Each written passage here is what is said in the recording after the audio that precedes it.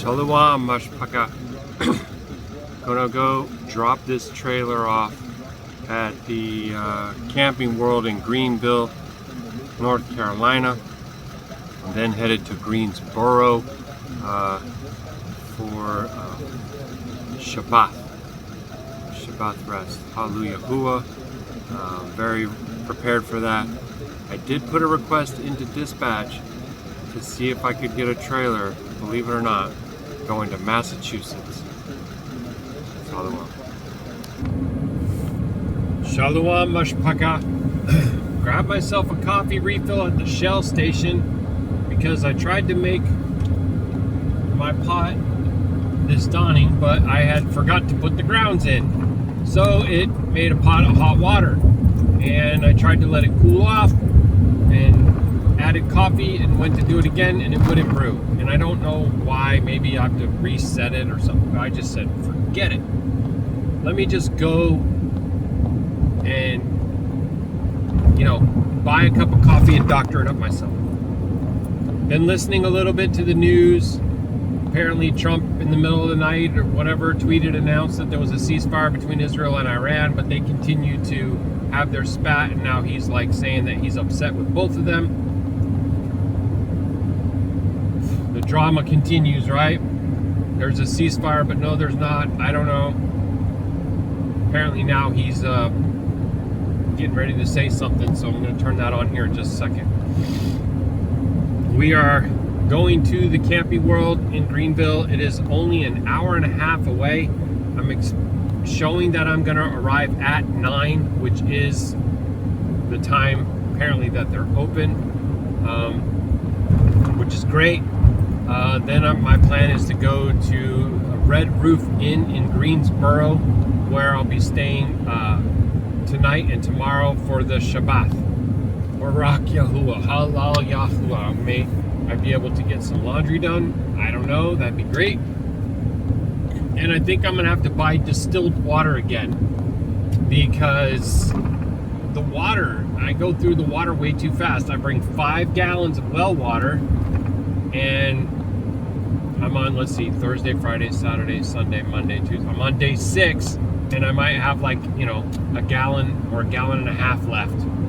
That ain't going to make it for like 2 more loads.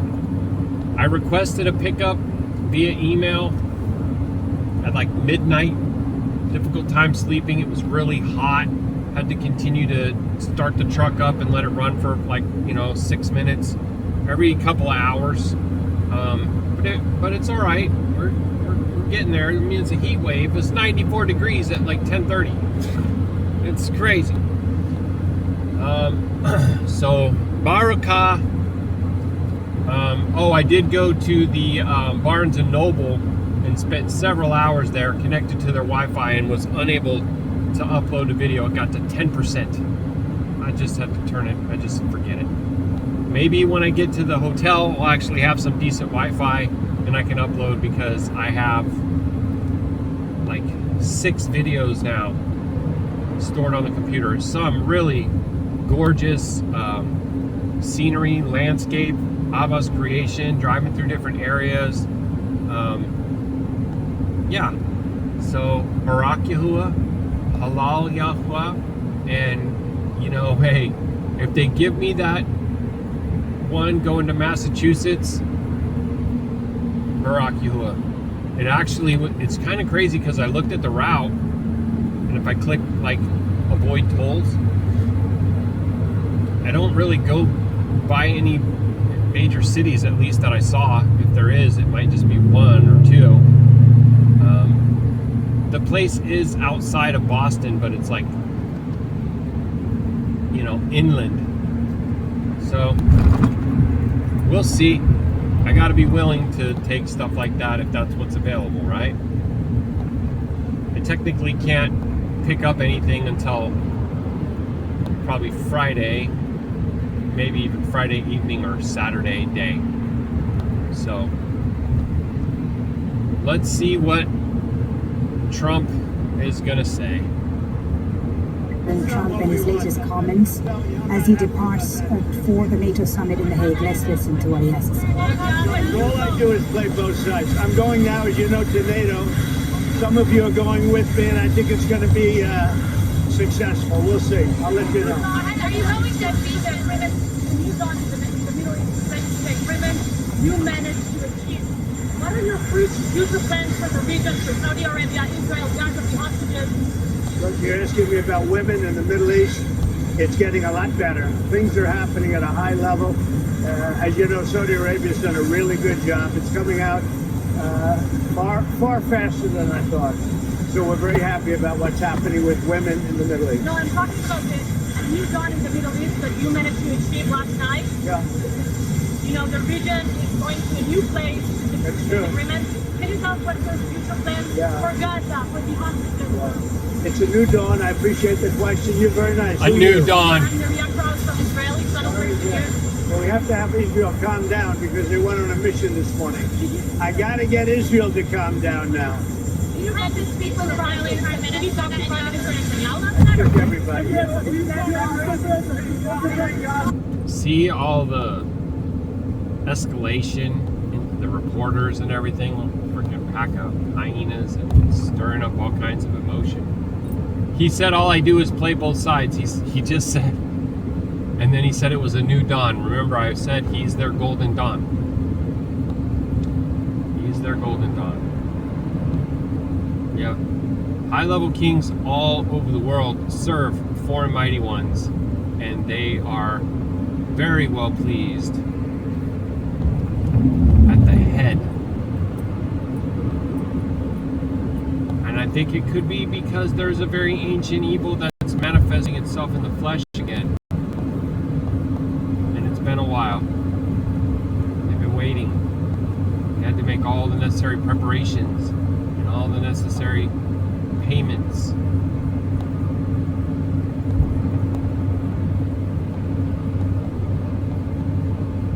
I don't know. Both sides not to violate the ceasefire, but reports coming from the region suggest that the sides accuse each other for violating the ceasefire. So I think they both violated it. I don't think I'm not sure they did it intentionally. They couldn't raise people back. I don't like the fact that Israel went out this morning at all, and I'm going to see if I can stop it. So as soon as I get away from you, I'm going to see if I can stop it, okay?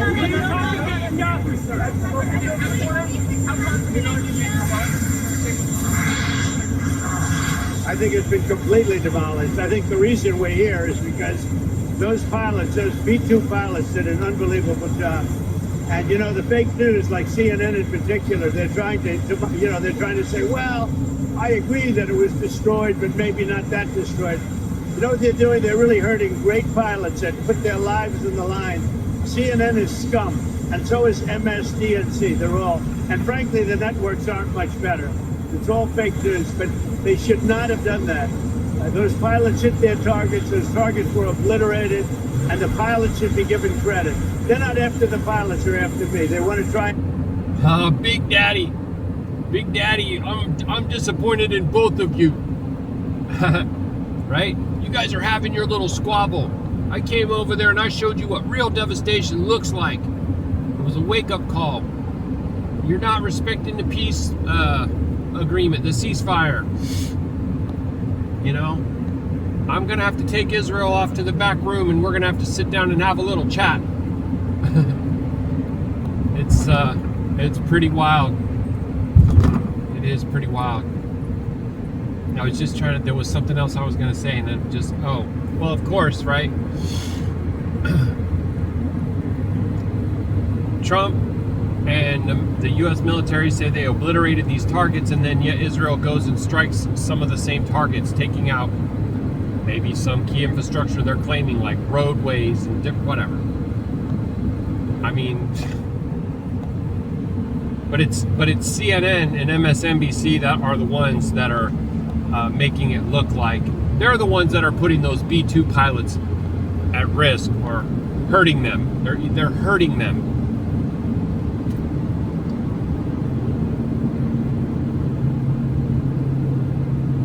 Yeah, that's just, I guess, to trigger an emotional response, because I'm pretty sure that those B-2 pilots are going to be basing their value on the assessments that are done by their military leaders, and they're not going to give a rat's butt about what freaking MSNBC or CNN says. And yeah, they are fake, and it is telling the truth that they're fake, but they're also serving this entire beast system. So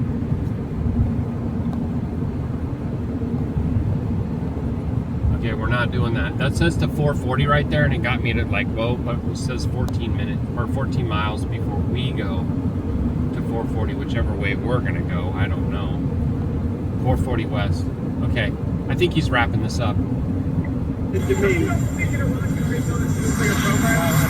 Iran will never rebuild its nuclear. From there, absolutely not. That place is under rock. That place is demolished.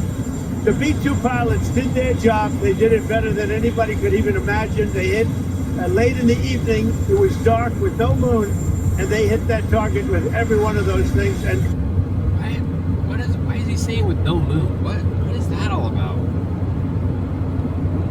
That's weird. Is that a witchy HOLY day?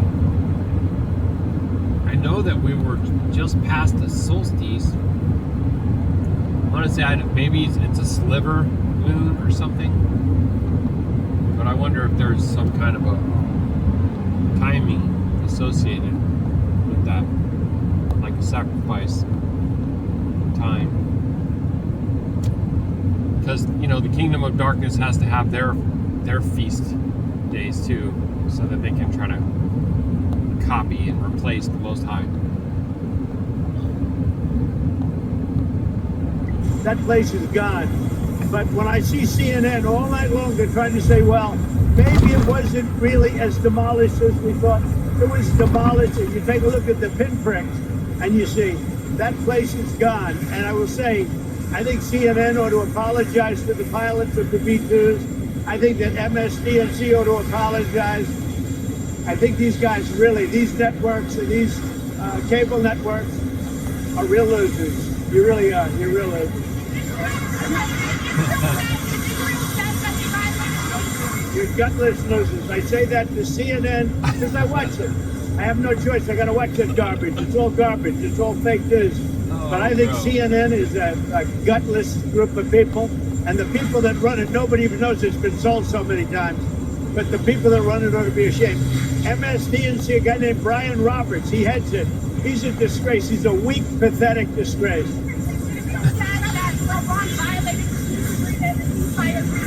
you believe that Iran is the Yeah, I do. They violated it, but Israel violated it too. Israel, as soon as we made the deal, they came out and they dropped a load of bombs, the likes of which I've never seen before. The biggest load that we've seen. I'm not happy.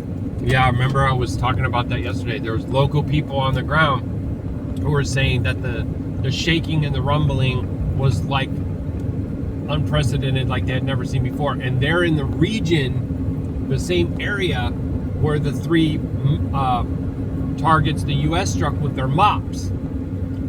I don't know. I think they said it was 14, but there's also tomahawks and different things. But as far as like earth shaking, rumbling, deep penetrating ordinances, you know. Okay, I don't have to get over that. It's for that lane. That spooked me a little bit. Gotta make sure I'm staying on course here. But yeah, this is very interesting. And I don't know what he was saying about looking at the pins. I guess he means like the military people were putting pins on a map and in there while they were in their situation room. I don't know. I'm not sure what the heck he's doing. Be with Israel. You know, when I say, okay, now you have 12 hours, you don't go out in the first hour and just drop everything you have on them. So I'm not happy with them. I'm not happy with Iran either. But I'm really unhappy if Israel's going out this morning because of one rocket that didn't land, that was shot, perhaps by mistake, that didn't land. I'm not happy about that. You know what? We basically have two countries that have been fighting so long and so hard that they don't know what the fuck they're doing. Understand that? Wow. Dude. U.S. President Donald Trump speaking to reporters there a short while ago as he was about to board Marine One heading to Andrews Air Force Base, where he will depart from to head to the NATO summit at The Hague. The president speaking extensively there about the Israel-Iran conflict. NATO, bro, out of control. Yesterday saying, we have to raise up all our munitions and our arms. Everyone must pay 5% of GDP towards stockpiling of the weapons, or else Russia is going to attack us, destroy us or something in 3 or 5 or 7 years.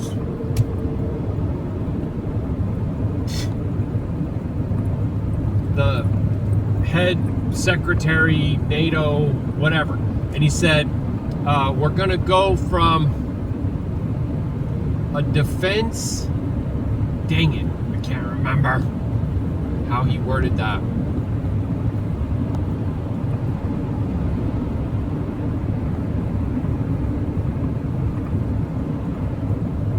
It's basically a shift in their posture from being all about defense to being about, well, offense. Basically. Dang it, I wish I could remember what he said. I keep hearing annihilation, but I don't think he came right out and said that. But it was crazy. It's crazy rhetoric. And if you just think of the whole thing of like comms and whatever, then your next thought is to be, okay, well, how do you think Putin's supposed to receive that? You know what I mean? Or Xi, because he also was talking about, fear porn about China too. So it's all in freaking escalation mode, chaos mode. The idea that things are gonna like settle down or whatever, no. I don't even know. I'm wondering that right now what's gonna be going on with fuel prices. That's what I'm wondering. Look at that freaking insane lunatic. Look at that. You probably meant, look, let's go on another one. He's trying to get away from the cops the way this guy's driving. And there's no one pursuing him. Except for wicked Ruach Ha'Qadash. Absolutely no care or concern whatsoever for the well-being, the life of any of these people. Who knows? All these people, you know what I mean? Moms, wives, daughters, everything, right? It's so crazy. I don't think I'm close to any kind of major city, but that's usually where I see all that spirit.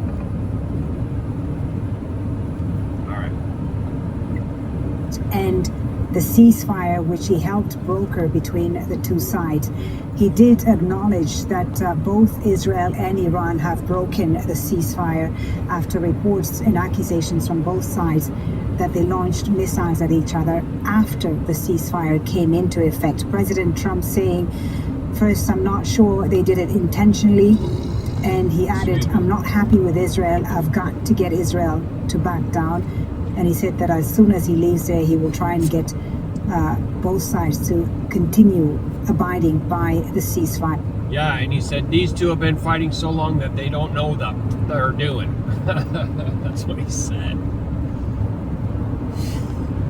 Golly, bro.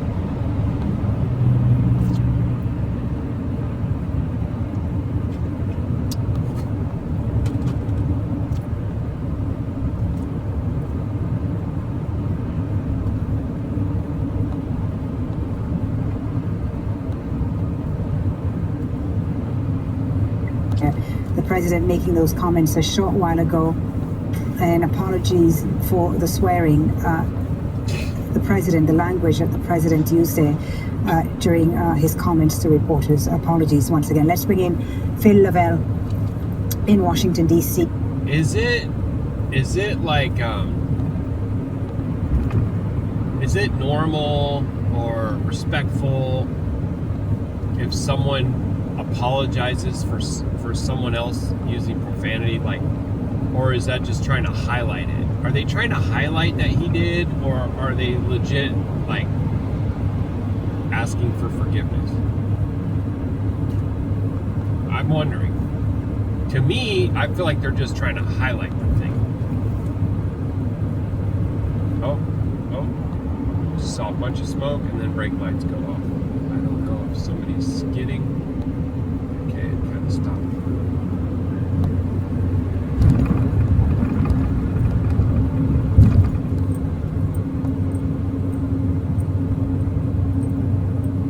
So it's saying 2.8 miles, but it's also saying basically that it's going to go to the left. So I don't know if I should get over one. Yo, dude, these people are freaking dangerous, bro.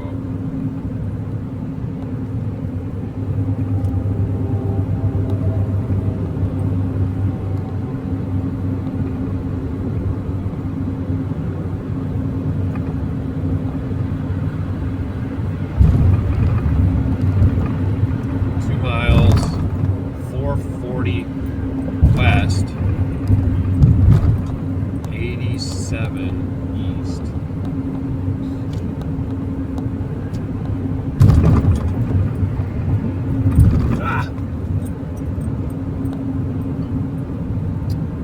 And there's a sign for it right there. It says 87 north, west 440. Miles.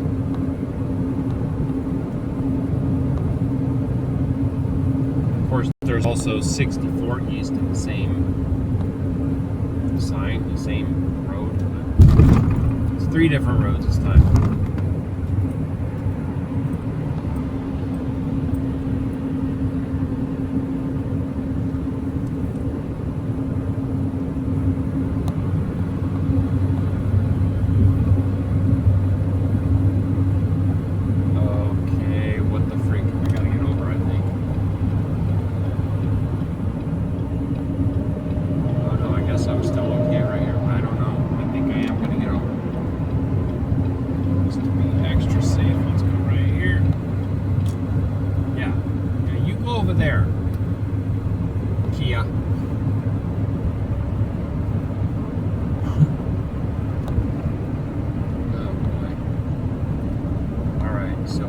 Mount 440 west, that's this right here.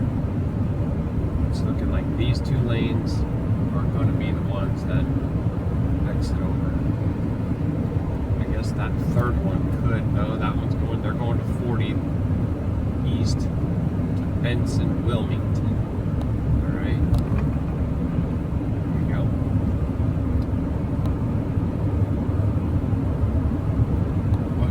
What did you do to your truck, mister? What did you do to your truck? J-Dog. Carpets, rugs, military. Carpet cleaning. 2.4 miles only. And exit 14. So that means I'm going to need to try to get over.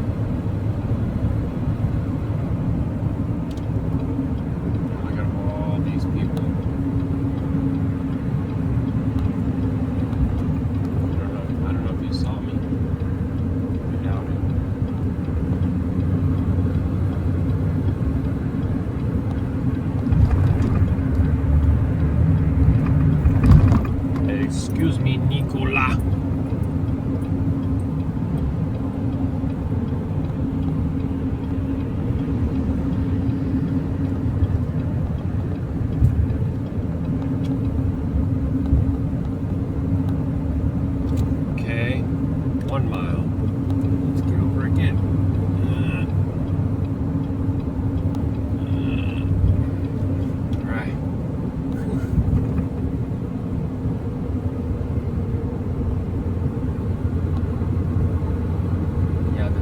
behind me didn't want to really let me in, but there's a dump truck and school bus thing up here that are going really slow.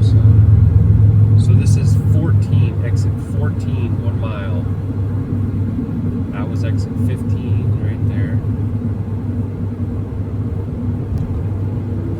Excuse me.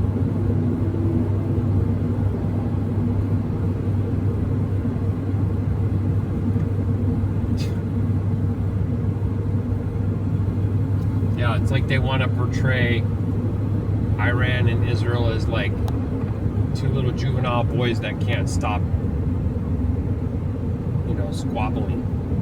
The principal came into the room and told him to sit down and knock it off, and they just keep getting up out of their chairs, and right? It's pretty wild.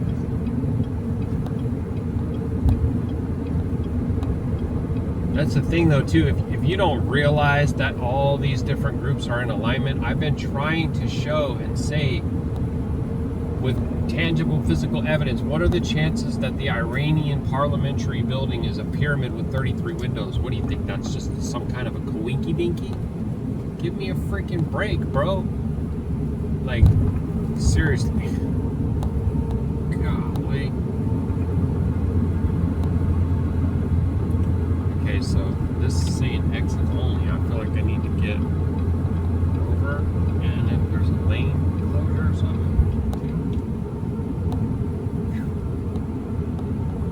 New Hope, like on Star Wars, like the New World Order, the New Hope. 70 miles an hour. Yeah, I'm not jumping up to that right away. Okay, 17 miles. Phil, we heard from President Trump there again as he was about to leave for The Hague, the NATO summit. Remind our viewers of what he said. He's clearly not happy about these reported violations of the ceasefire between Israel and Iran. Yeah, I mean, I thought I misheard it. So obviously you heard it as well. He wasn't just irritated, he was angry. The fact that he swore on television. I mean, there was two things that he was angry about there. First of all, he was angry about the violation of this ceasefire. He made this announcement on Truth Social at about 1 o'clock in the morning. And it was, 2 hours later that we started getting these reports from the Middle East of these violations. And he said that we need to have Israel calm down. Now, he was angry with both Israel and Iran, but you could really tell some of the extra anger there, some of the extra fury was aimed at Israel. Bear in mind that President Trump spent some time yesterday on the phone to Prime Minister Benjamin Netanyahu. He brokered the Israeli side, and then he brought in the Emir of Qatar and the Qatari Prime Minister to help the Iranians come on side. So he obviously feels quite annoyed and betrayed, maybe perhaps is one way to describe it, by Benjamin Netanyahu there, because he didn't just say he was angry with Iran and Israel. He then went on to say, I'm even more angry with Israel. I didn't like that they unloaded right after they agreed to a ceasefire. And then he went on to say, as soon as we made the deal, they came out and they dropped the bombs like you've never seen it before. So he said he's going to try and sort it out in the coming hours. He said he's going to try and sort it out as soon as he got away from those reporters. But he was also, you could tell he was incredibly irritated by the coverage of Operation Midnight Hammer. Now this is something that's been brewing for a day or so, because the media networks here, and he mentioned CNN and he called it MSDNC. He's actually referring to MSNBC, but he calls it MSDNC because he says it's affiliated to the Democratic Party. He said that, well, basically what they've been saying over the last few days, they've had a lot of commentators, a lot of journalists, a lot of experts on who have been questioning the president's claim that Iran's nuclear program was completely obliterated.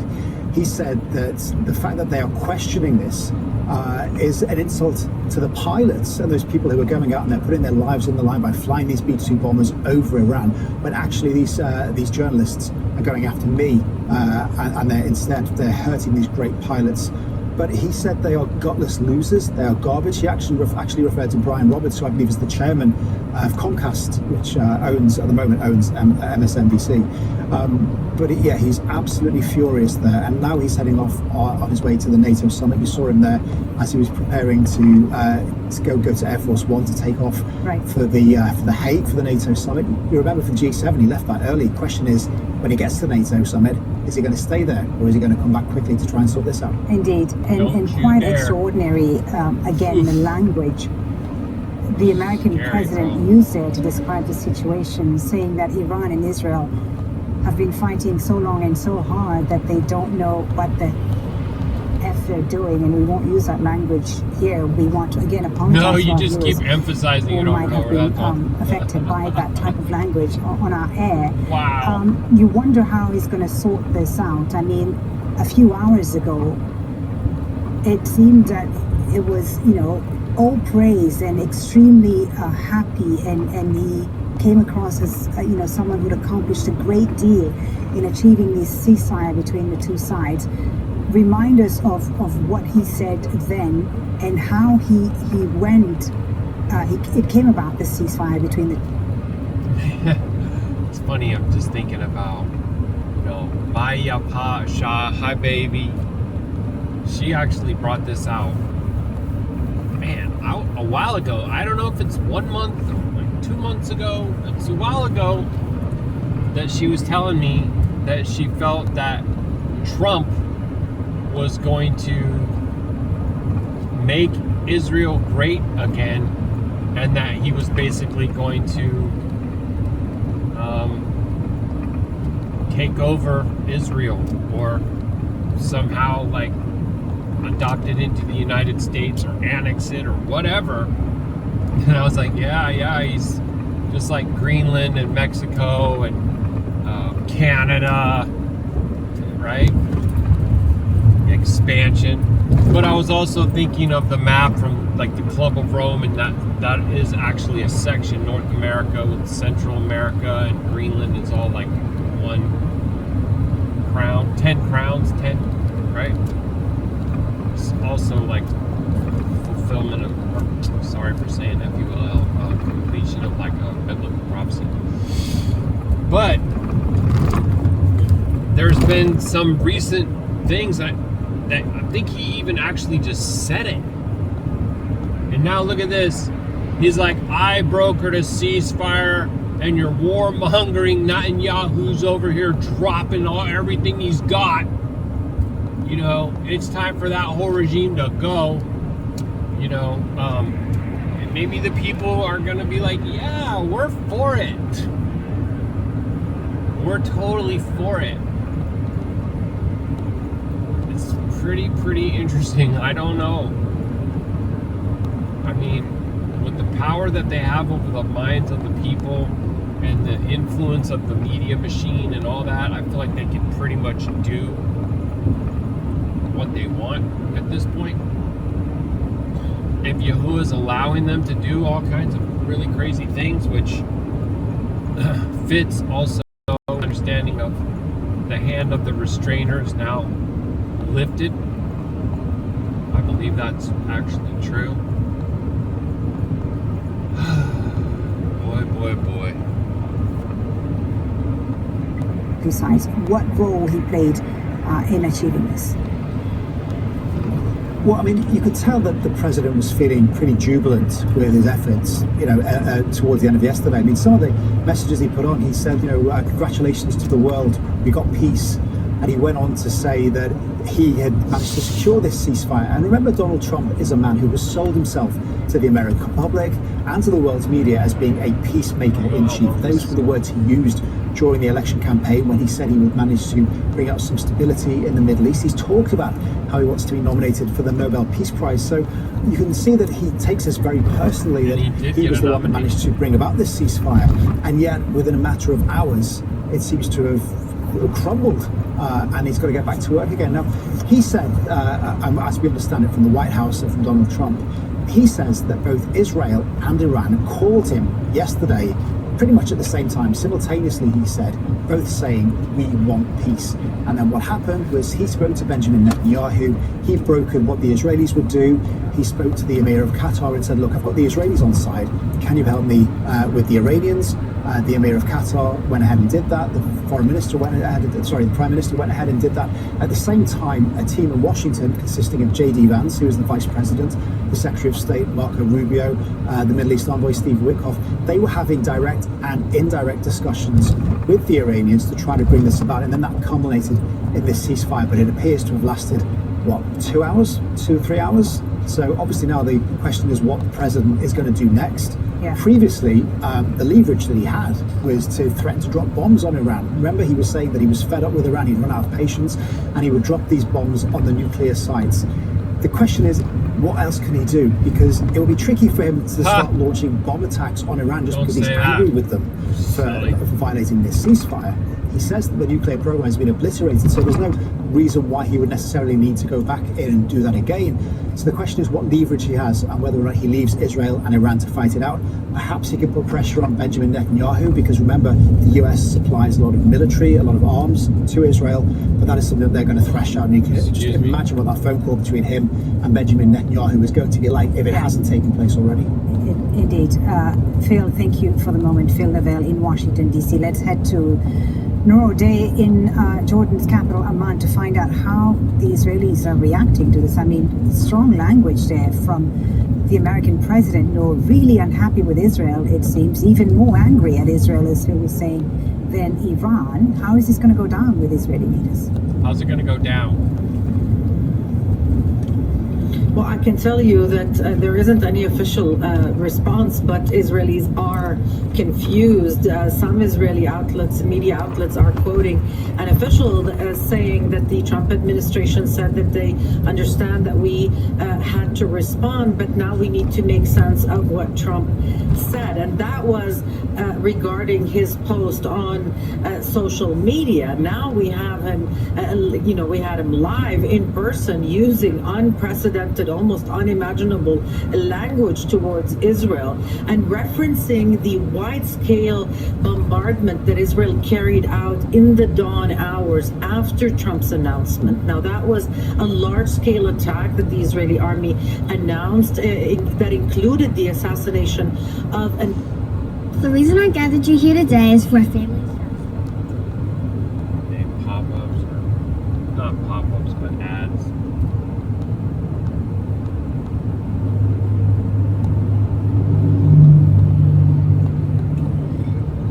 Excuse me.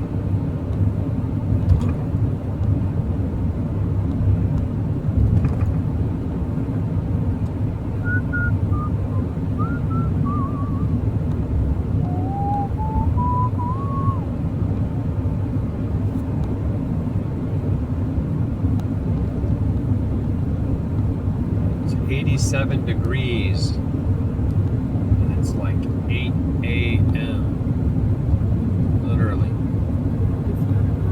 Has never been publicly used, or at least not in recent years, against Israel from Washington. You wonder what he's going to tell Israel now, the Israeli government. How does he convince them? How does he force them to get back to the ceasefire and abide by it?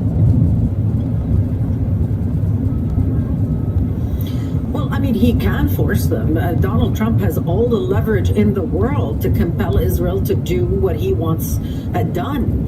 This is the man who is responsible for the success, the historic success that Benjamin Netanyahu can claim. And he is the one providing Israel with the military and political support and protection, really, not just support, protection from international action, from international accountability, and nonstop.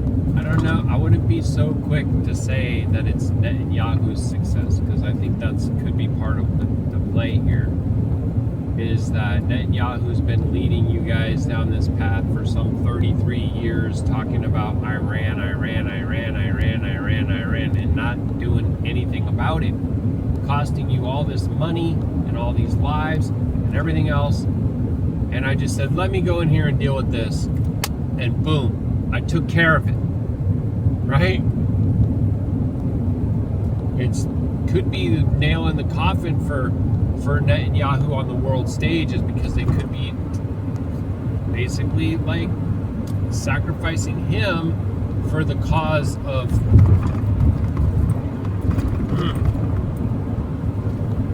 absorbing Israel. The U.S. gets this strategic land in this place where it's supposed to be this hotbed of all this troubles and everything else, and puts a bunch of assets on land there, getting a lot closer to Russia as well. I mean, I know they already have bases in different places, but it wouldn't be the same thing. This would be like, I don't know, just taking Texas. Texas is kind of big, and Texas is actually maybe kind of cool. Okay, let's see, New York, just putting another New York right in the Middle East. Dude, don't think for a second he won't do it. If that's the play, if that's the plan, that's how they're gonna roll it out. Anyway, just something to think about. Supply of weapons and so on, and even the participation of U.S. forces in bombing nuclear sites in Iran. So he does have the leverage, he knows it, and he doesn't exactly like to, Donald Trump that is, doesn't like to appear as someone who can't get this things done, or who is not the boss, if you will, if we're speaking. Right? There's a lot of truth right there in what you're saying. And also, like, he's not the one who, like, wants to share his glory. He didn't do all that so that Netanyahu could take all the credit. No, he's going to be sure that he gets the credit. You know what I mean? And you can see that they're portraying him as being uber triggered. He's already told the world how many times over about CNN and MSDNC and all that, but he's really, really triggered that they're downplaying the success of his perfect obliteration mission, right? Yeah. To the psychology of all of this. So the forceful language he used, the one that we heard, including the profanities, speaks to how much offense Donald Trump took to Israel trying to have the last punch, if you will, to not appear as having backed down. Right. We'll see if he can turn those pilots back, because this is a tenuous ceasefire and there's a lot of interest in seeing it through. A deterioration would cost everybody a lot. Indeed, a very fragile ceasefire, Noor, as we've seen in these last few hours.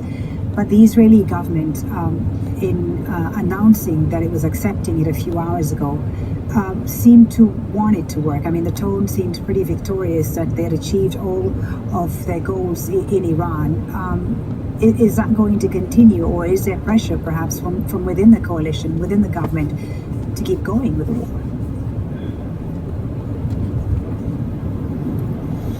I think the pressure is to keep the posture of the country that is most powerful in the region, the army that can do the improbable, the impossible, to achieve historic successes and victories.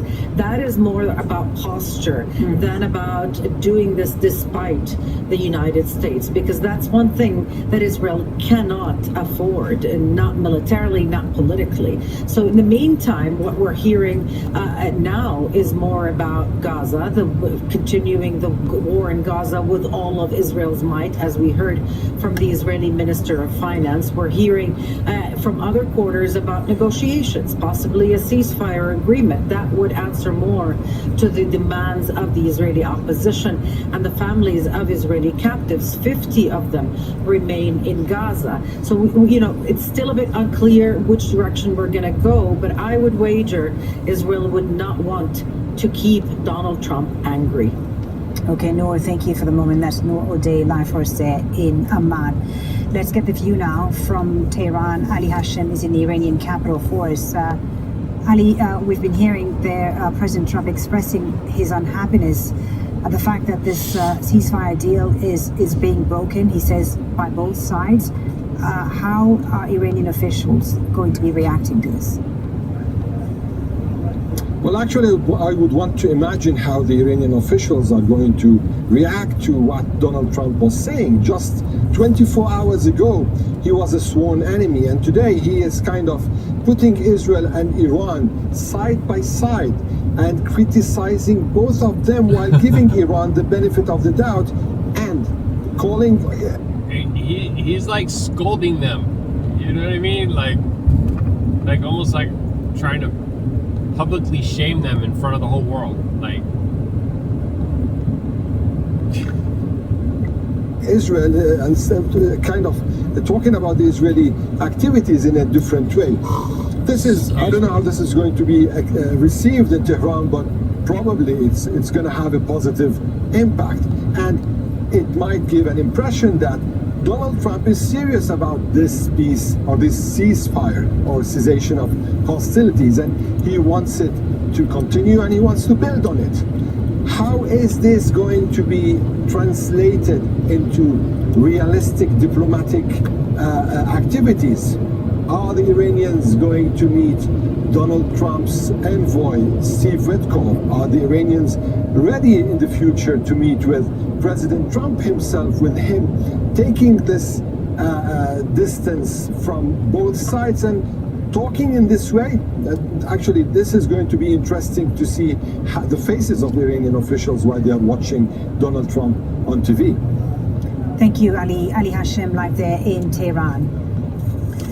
Meanwhile, Qatar's Prime Minister Mohammed bin Abdulrahman Al Thani is urging Iran and Israel to abide by the ceasefire terms. Telephone calls were made with the Emir, one with the US President about the developments and how to respond. There was also an opportunity to announce a total and complete ceasefire on all counts. And our friends in the US proposed that Qatar would initiate communications with the Iranians in order to examine their preparedness for this proposal. We contacted them, and that was followed by the announcement by the US President. However, the ceasefire violations witnessed this morning are unacceptable, and we hope that the ceasefire will hold and diplomacy will prevail. We urge the parties to observe and stand by the agreement. Al Jazeera's Dosa Jabari was at the Prime Minister's news conference in Doha and has more. The Qatari Prime Minister, Sheikh Mohammed bin Abdulrahman Al Thani, said that although Qatar wishes Iran all the best, this is now a scar on the relationship between the two countries. He said that their geography dictates who their neighbors are, and they have to maintain cordial relationships and try to be friends. But Iran's attack was clearly a surprise to the Qataris, who got intelligence shortly before the attack was launched on Al Udeid airfield here in Qatar. And the Prime Minister said that they were surprised by themselves, as were the people of Qatar. He said this was an incident that was not expected, an attack that they were not anticipating. And he said as soon as it happened, the Emir of Qatar, Sheikh Tamim bin Hamad Al Thani, spoke with the US President Donald Trump, and then following that conversation, the Emir of Qatar spoke with the Iranian President Masoud Pezeshkian, where the Emir essentially brokered a ceasefire between all sides, and the US President Donald Trump announced the ceasefire agreement on his social media account. Now, the Qatari Prime Minister said that it is too early to say how the ceasefire will unfold. He said today is a gray day. We have to wait a little bit before we see the full effect of the ceasefire take place. He said, of course, either side doesn't want to be seen as the last party that is going to take the hit. That is why we have heard of possible violations already of this agreement. You're watching Al Jazeera, a reminder of our main story this hour. US President Donald Trump says Iran and Israel have both violated a ceasefire deal just hours after it came into effect. President Trump used some extremely strong language to describe his dissatisfaction This comes after Israel accused Iran of firing missiles towards the country. Iran's military chief has denied the claim. Before the ceasefire came into effect, Iran fired missiles at a U.S. military base here in Qatar on Monday. The Qatari Prime Minister, speaking alongside his Lebanese counterpart, condemned the strike, calling it unacceptable.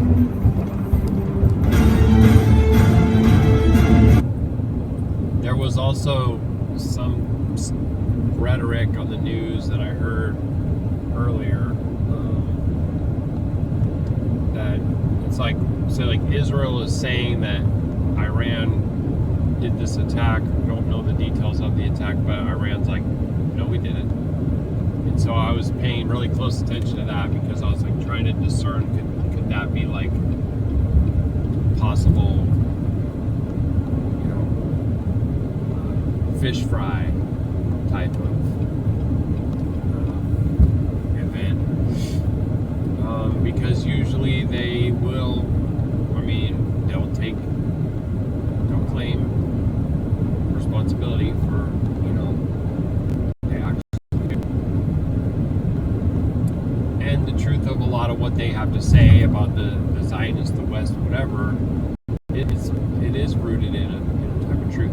I'm surprised to be hearing right now that Iran struck a U.S. military base in Qatar on Monday.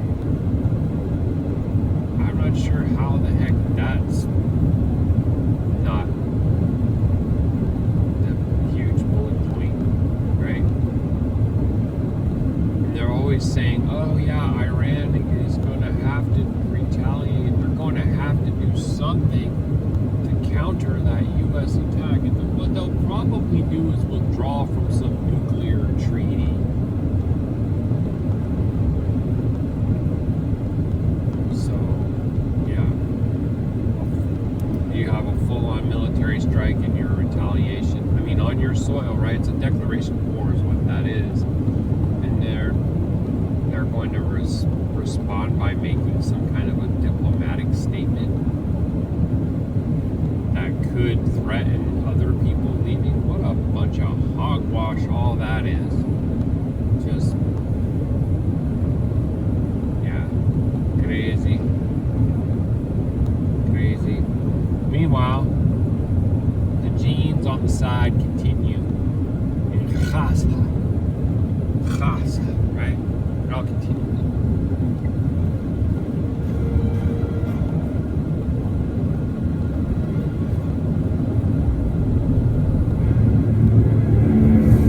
The war on Gaza now, and Israeli forces have killed more than 70 people in Gaza early on Tuesday. They included 70. Palestinians waiting for food. Casualties have been taken to several hospitals. Like, this is like so freaking crazy, right? And, you know, I've been following this daily for ever since it's, has it been 2 years? Is it, I don't know. It feels like forever. 70 is a very high number for a day, and it's actually like you're talking about people that are waiting to get food.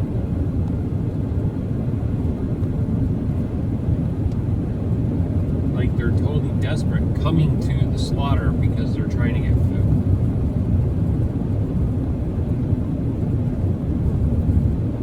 And all the UN and the NATO folks can do is like, hey, we should really consider disallowing their membership in our little club. It's unreal, bro. So unreal. I think this is the most exposed I've ever seen, or maybe that we have ever seen, Israel on the world stage. Like their crimes against humanity is so blatantly out there. And now even Trump getting like pretty fed up. I mean, as far as the optics of it all go, right? Again, I always have to reinforce that. I understand that they're playing parts and playing roles in a larger scheme, right? But thinking about it in that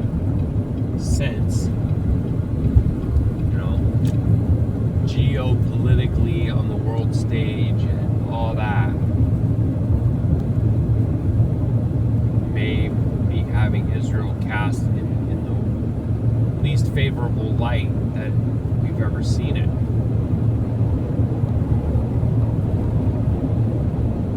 I mean, they've come right out and done some pretty horrific things too, as has, you know, the U.S. Wow, 70, dang. Tuesday. Both at different locations across the Strip. The latest killings follow funerals on Monday for Palestinians who were seeking aid in northern Gaza. The Commissioner General for the UN's relief agency, UNRWA, for Palestinians, says the organization's financial situation is dire and that it may soon cease to operate. Philippe Lazzarini says the Israeli authorities have campaigned against UNRWA, including false accusations that it's a terrorist organization. He says their finances are now at breaking point. Without additional funding, I will soon have to take unprecedented decisions affecting our services to Palestinian refugees across the region. The loss of UNRWA's stabilizing effect on a region increasingly in turmoil will also be consequential. So, in response to the very real possibility of the agency imploding in the face of extraordinary adversity, the United Nations Secretary General has requested a strategic assessment of the impact and exercise of UNRWA's mandate. Well, for more on the situation in Gaza, let's speak to Dr. James Smith, who's an emergency physician who spent several weeks in Gaza recently volunteering on a medical mission there. He joins us from London. Thank you so much for your time. We very much look forward to hearing about your experience in Gaza. Can you tell us there first about the purpose of the mission there, and what was it that struck you the most during the trip? Well, so emergency medical teams have been going to Gaza now for more than 20 months. For me, that was a measure of a commitment to internationalist solidarity. So to be present and to work shoulder to shoulder with our Palestinian colleagues. That's really what motivates us as healthcare workers and as people who are committed to international solidarity work to enter Gaza. And the situation really over the course of the last 20 months has deteriorated day on day. There is a very powerful rhetoric at play now. We've entered into a new phase of the genocide, this sort of illusion of humanitarianism, if you like, wherein we're hearing that distributions are ongoing, that people are being provided with food. At the same time, as you've just mentioned in your reporting, tens if not hundreds of Palestinians are being killed every single day, and these distribution sites, I refuse to call them aid centers or humanitarian centers, these militarized distribution sites are also killing people. We have been covering, of course, those attacks on distribution sites. Dr. Smith, we've heard about the medical situation, also the humanitarian situation in Gaza deteriorating. Can you tell us a bit more about the conditions in hospitals or the medical facilities that are still able to operate? So very little medical aid has entered into Gaza. This is now day 115 of the blockade. More than 50% of essential medicines have ruptured in the Ministry of Health's central stores. This means, of course, that healthcare workers are working with drugs that they wouldn't normally use for patients. They're running out of basic medical supplies. Of course, several of these hospitals have been targeted and destroyed, and others have been completely surrounded, which of course is the case currently for Nasser Hospital and Al-Amal Hospital in Khan Yunis. The situation there is beyond dire. The hospitals, of course, have already been besieged and occupied by the Israeli military during the course of the genocide, and there's a very real risk that without immediate intervention, the same might happen again. Thank you so much for talking to us about this and giving us a view there of the situation in Gaza. Dr. James Smith, emergency physician who's just recently returned from the Gaza Strip on a medical mission there. Thank you very much, Dr. Smith, for your time. and we will continue to follow the situation in Gaza here on Al Jazeera, as well as the conflict in look at the pretty sunflowers. Hallelujah. Baruk Atah Yahuah. So it is still have that strange haziness. I'm thinking it's going to be insanely hot down here today.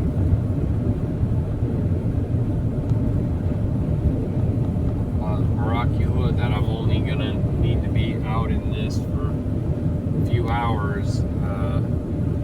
Let's see. I might be able to be to Greensboro by like 1 p.m. or something like that. Dude, I don't know how you think you're gonna fit through there with your trailer. I'm not sure what the heck you're thinking, bro. Are you literally gonna try and squeeze you there? What are you doing? That don't make no sense.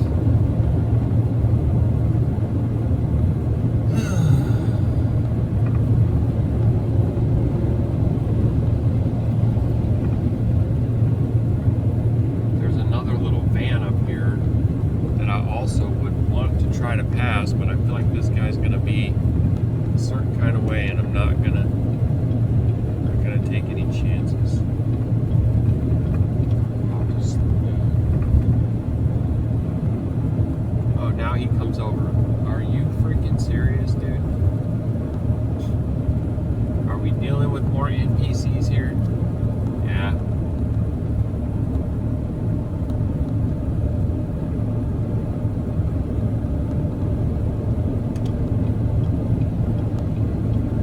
There's a 795 to Greensboro. That might be the way that I end up taking to go back towards the hotel. We'll wait and see. First thing I gotta do is make sure that I get paid for this. Make sure that they sign off that there's no driver damage. I hear stories and I can't like it. It seems like sometimes, even possibly, drivers are being held responsible for things that really actually aren't their fault. And that's not cool, obviously. So, and sometimes the company has to advocate for the driver.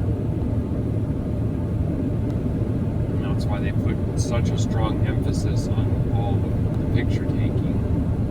So, make sure that I get a very thorough round of pictures. I'm just going to mention, because I've been mentioning 33 miles to my exit. I haven't been staring at that and like fixating on it. It's just like increased frequency in pattern recognition of 33 and 88.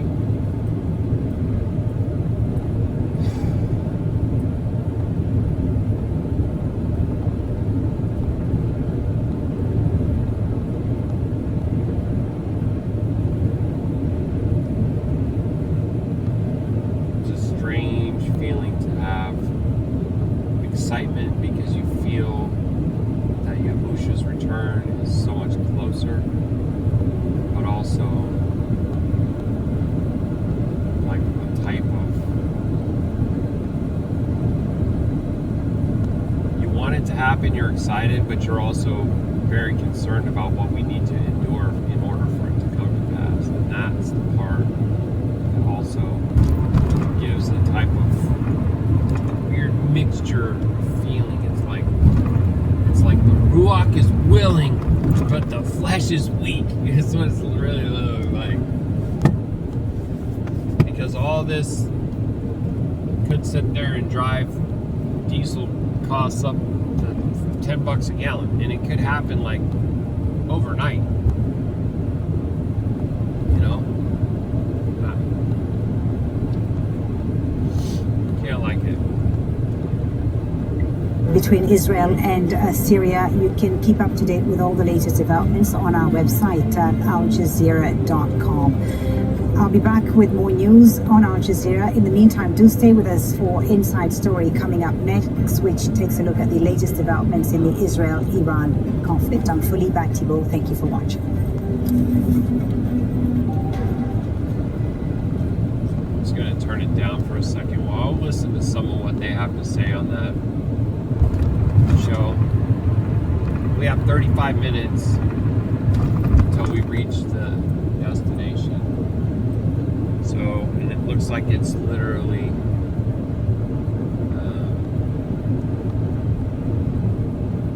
right on time. I would have probably preferred to have been a little bit early, but traffic was kind of crazy back there for a little bit, but it's very well right now, that's for sure. And we're getting to see more of the open country. Oh, look at this water right here. If you get a chance. There's a lot of trees blocking that. It's like a little pond right there.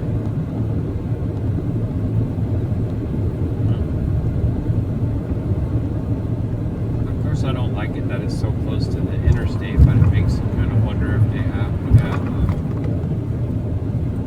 fishing.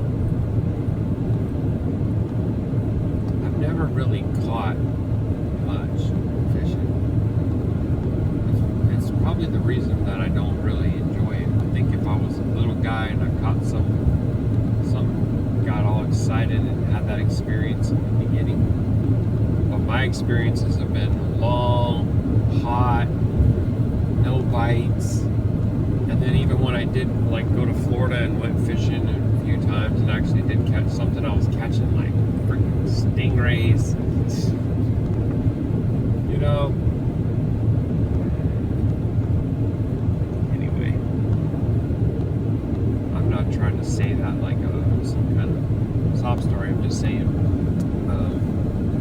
I think it can affect how much a person actually like wants to fish or enjoys it or what have you.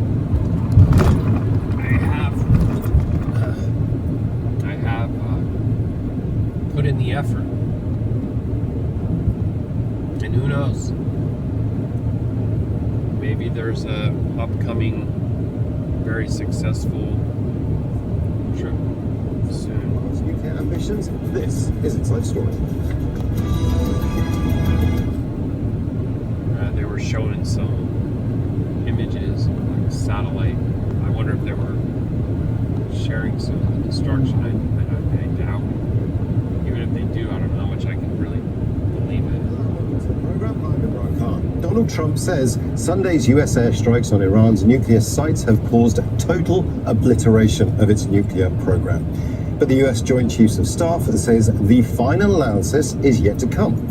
The head of the nuclear watchdog for the UN says something similar.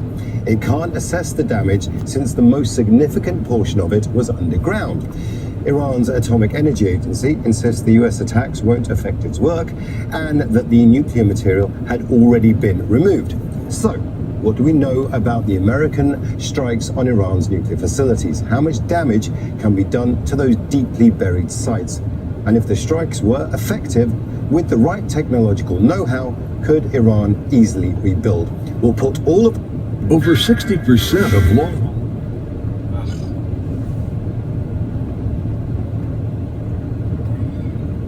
26 miles.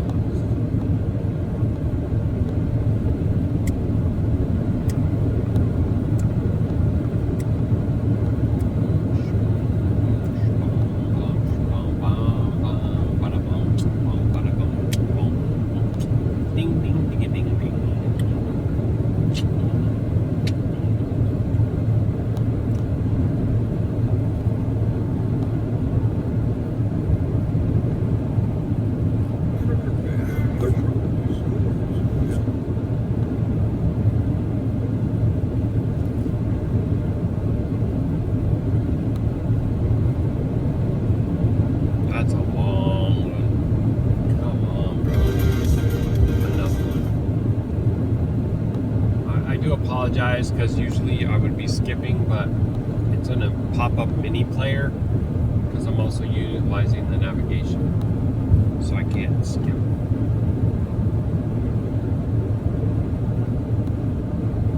That's all right. We still got the views. Thousands of kilograms of explosives. Only the US is known to have this capability, and it's the first operational use of this weapon. But it's not clear yet how much damage these bombs have caused. Final battle damage will take some time, but initial battle damage assessments indicate that all 3 sites sustained extremely severe damage and destruction. And the US Vice President believes the bombing has largely achieved its goal. I'm not going to get into sensitive intelligence about what we've seen on the ground there in Iran, but we've seen a lot, and I feel very confident that we have substantially delayed their development of a nuclear weapon, and that was the goal of this attack. The head of the UN nuclear watchdog, Rafael Grossi, says the level of damage can't be assessed since the sites are underground. At this time, no one, including the IEA, is in a position to have fully assessed the underground damage at Fordow. Given the explosive payload utilized and the extreme vibration-sensitive nature of centrifuges, very significant damage is expected to have occurred. Iran has confirmed damage to the sites, but says the nuclear material had already been removed, and insists the civilian technology it has been developing over decades remains. The IAEA and many in the American intelligence have long agreed Iran is not developing a nuclear weapon. But some argue this kind of attack is motivation for Iran to get one. Imogen Kimber, Al Jazeera for Inside Story. There it goes spraying right there. As always, man, just check back in a little while. You'll see. Yep, there you go, spraying. Laura Rockwood, Senior Fellow, Vienna Center for Disarmament and Non-Proliferation in Toronto. Imad Kaduri, former nuclear scientist at the Iraqi Atomic Energy Commission and author of Iraq's Nuclear Mirage, Memoirs and Delusions. And in London, Roxanne Firmayan, Director of... It's pretty ironic, right? A nuclear scientist. Ooh, illusion. Who authors a book, who gets books published, and it's titled Iran's Mirage and Illusions. And it's like, anyway. National Studies and Global Politics at the University of Cambridge and a Senior Associate Fellow at the European Leadership Network. A warm welcome to you all. I'd like to begin in London with Roxanne.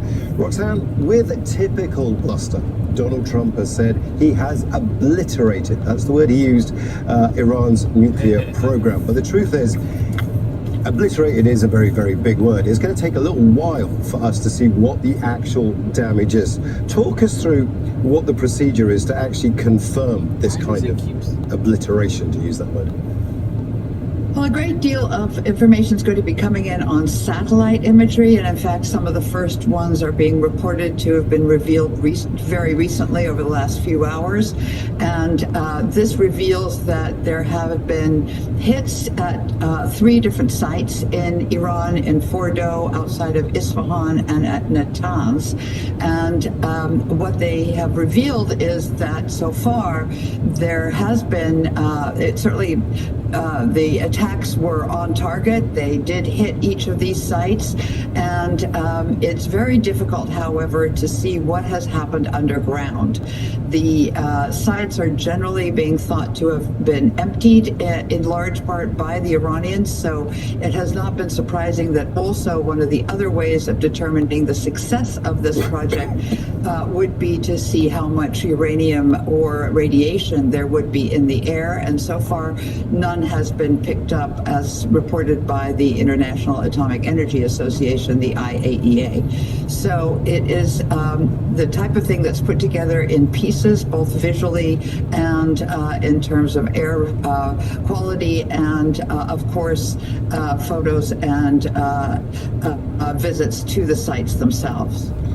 In Toronto, Imad, you have had experience with this kind of attack that's taken place. The attack that took place on the Osirak facility in Iraq is something that you talked about in your book. What are you looking for when it comes to seeing all this satellite imagery? What are you looking for to might suggest to you that this has worked as an attack? This has not worked out. The same as in 1991 when the United States attacked Iraq, carpet bombed all of Iraq.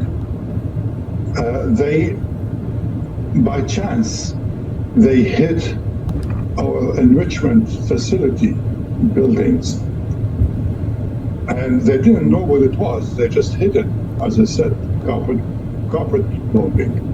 When they looked at the images and they compared the images with other images, they found a similar installation 200 kilometers north of Iraq, of Baghdad. So they bombed that, that second one was actually a standby in case the first one goes down. So it was by chance.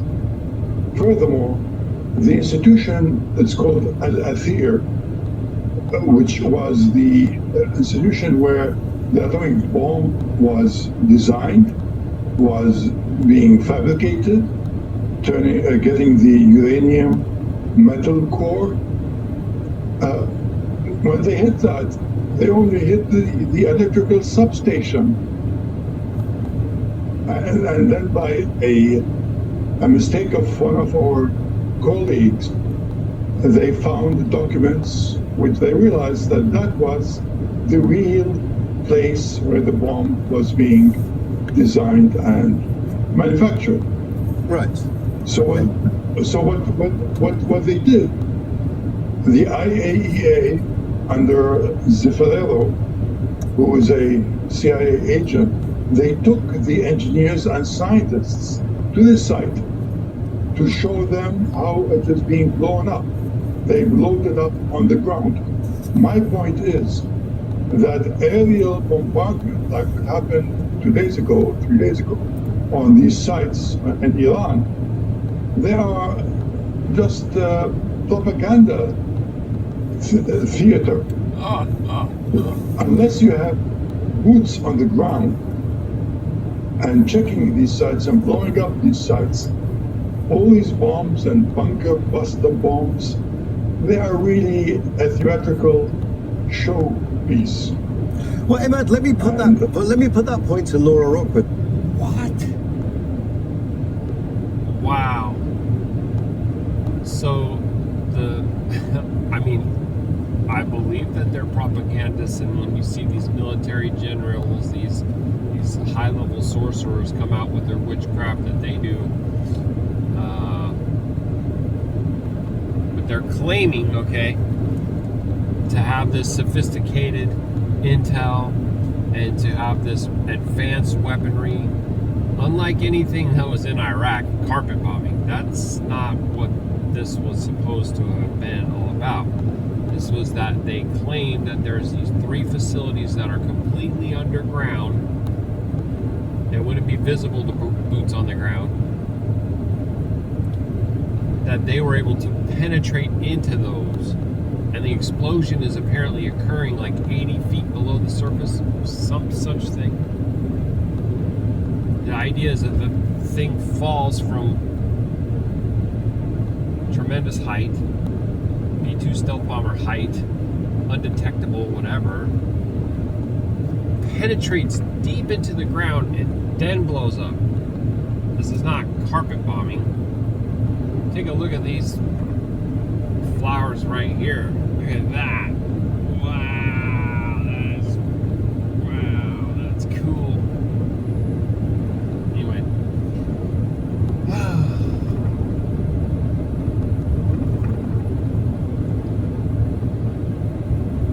It's again though like, but he said that the whole thing was theater, and I'm like, okay, well, but that's true.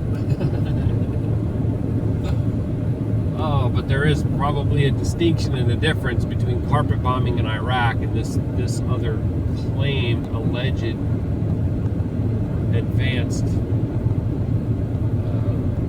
weapon. Yahuah knows.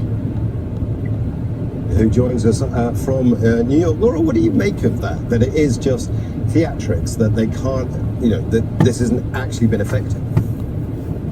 I think the difference here is with respect to Fordo and Natanz, you're talking about centrifuge enrichment facilities, and centrifuges are extremely sensitive. So if the electrical source of electricity was cut, those centrifuges could spin out of control. So it may not have required a bunker buster to if you will, kill those centrifuges.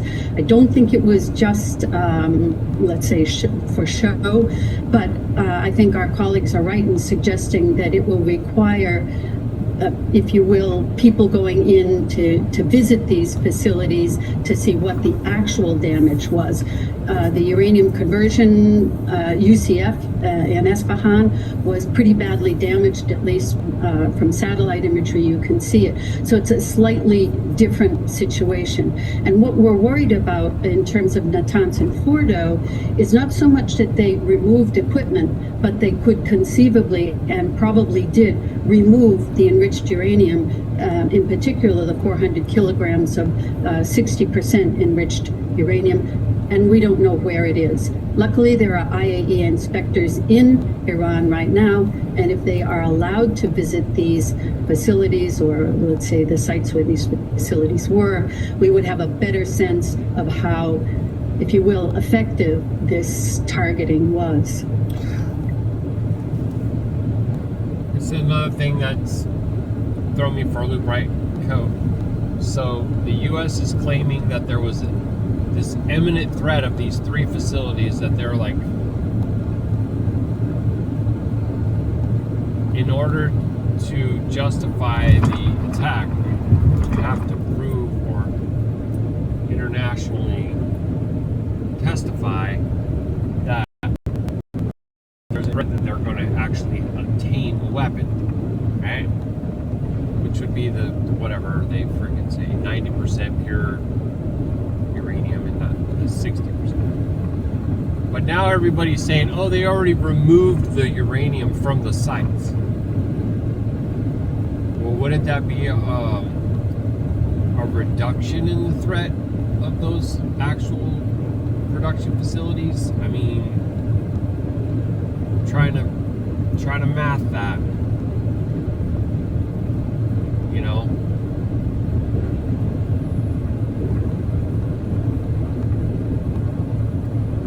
Yeah, that's pretty wild.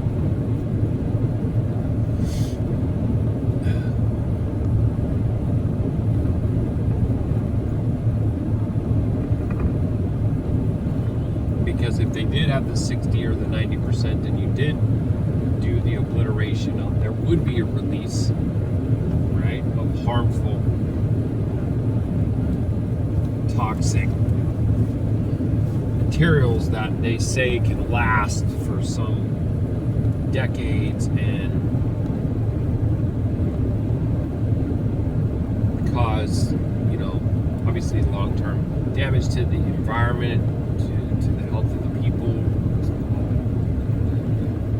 the other creatures, everything, right?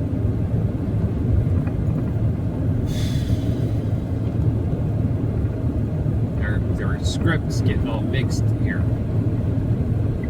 Roxanne, it's a very... Sorry, which could also be intentional, right? Because this confusion, right? Things are operating under a cloak of confusion and chaos and disorder and all that. Interesting point that Laura brings up, because we are talking about the idea that there is 400 kilograms of enriched uranium at 60% that the Iranians say they removed, but we don't know where that is. Certainly publicly we don't know where that is, but Iran is being watched like a hawk by the Americans, by the International Atomic Energy Agency, by the Israelis. Someone must know where that stuff is. Is it a concern that we don't know publicly where it is, or is this just part and parcel of how this is done? Well, I think there's two parts to this. I think that there were negotiations taking place before the Israeli attack.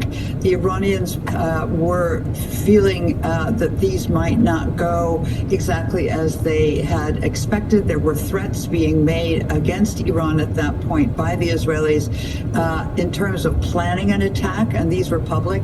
So I think it's very possible that the Iranians then did take preemptive moves to displace this, particularly this stockpile that the other guest referred to.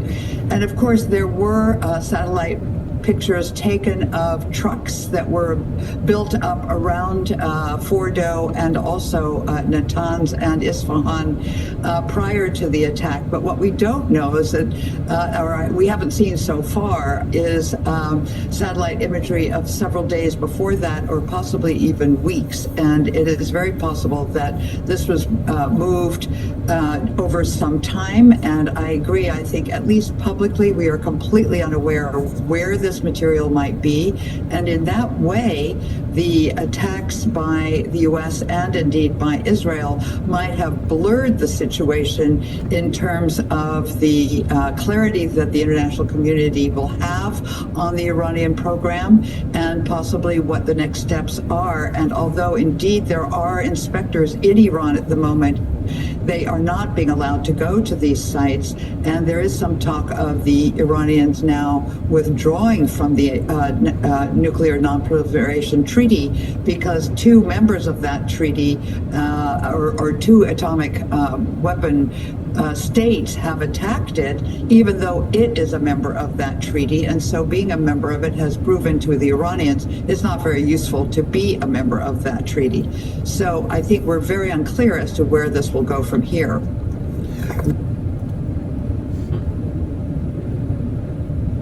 Yeah.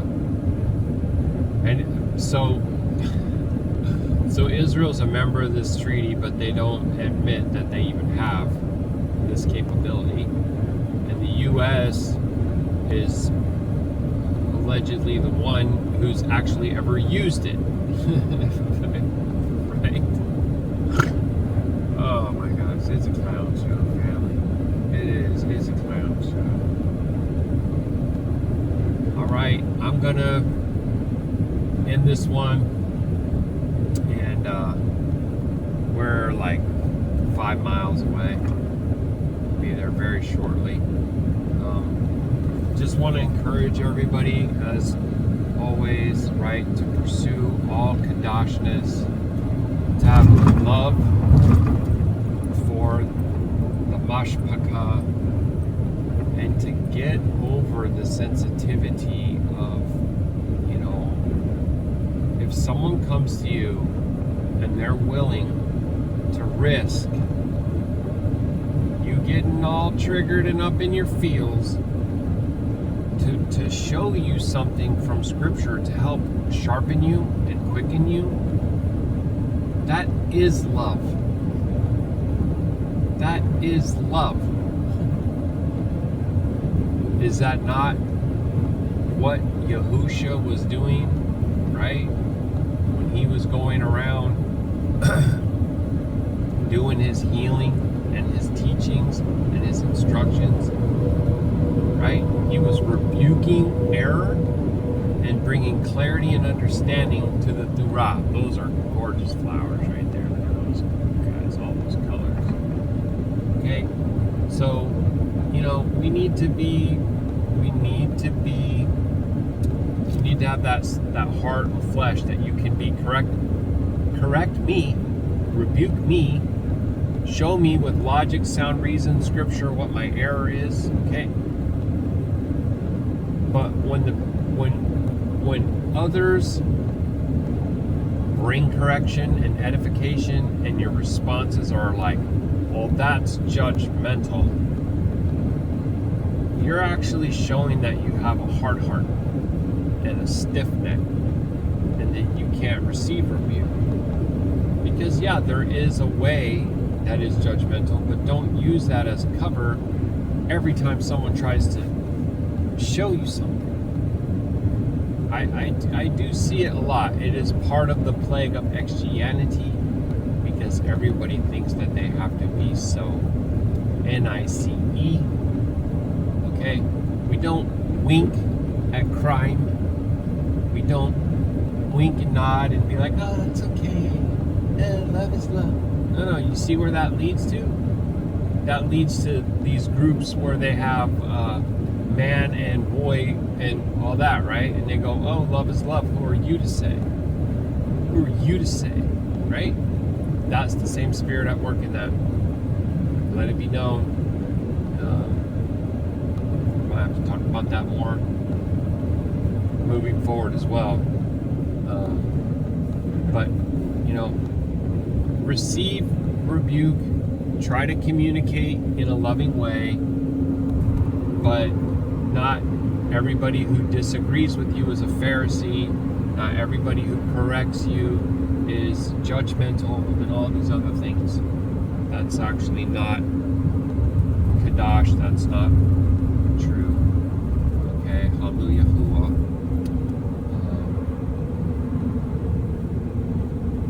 Cleanse your camp, fast, be in Palal, and be vigilant, watching. Okay, because the time is very short, and there is much chaos, and there's a lot of wicked Ruach Ha'Qadash running around out here. So may Yahuwah protect you and deliver you from all wicked Ruach Ha'Qadash in His Qadashayam, His placed apart name, which is a name above all names, Bahasham al Kol Shamut, Yahusha HaMashiach. His name is not Lord, God, Chrast, or any of that other stuff. And when you call Him those things, those are names of four mighty ones. You're taking His name in vain. Okay, do not do that. That's blasphemy, and it disobeys the commandments and the instructions of our loving Heavenly Father. Hallelujah. Hallelujah. Shalom.